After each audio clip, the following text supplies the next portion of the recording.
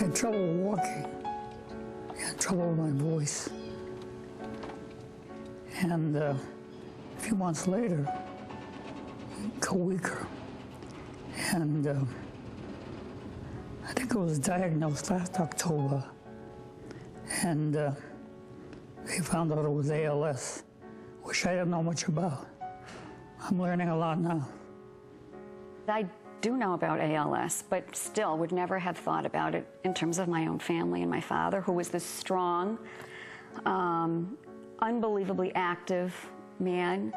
He's modest and he won't tell you, but this person has been a community leader, a business leader, and a family leader, and has been an incredible giver.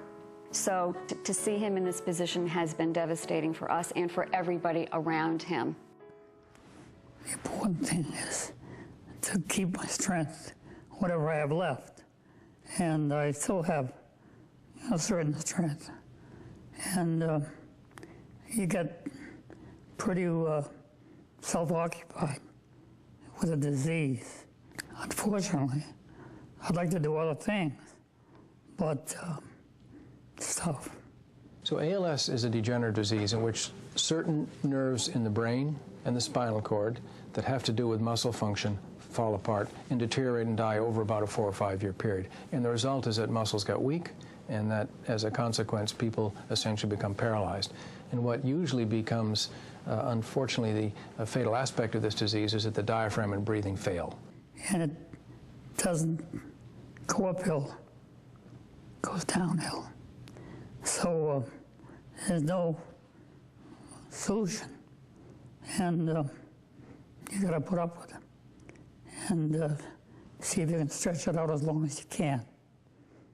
I think it's important to realize, specifically with ALS, that there's no impairment in the person's intellectual, cognitive functioning. And so just because he has some motor impairment does not mean that he's not who he is.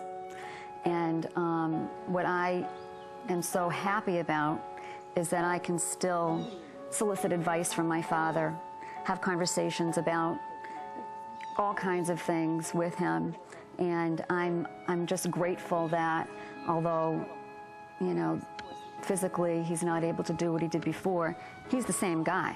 At the same time, I can't give up hope that there will be something that will come along in the near future, and that what I tell him every day is that he's got to hang on and fight it out, and he's a fighter.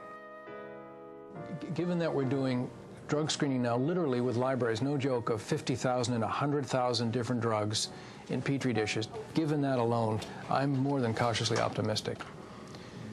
The race, of course, is between basically the time course of survival of any one patient and the rate of progress in these research programs. And obviously it's a terrific urgency. We feel it very deeply. Many of us who are here in the laboratory also see patients and clients in the clinic. So that underscores the imperatives.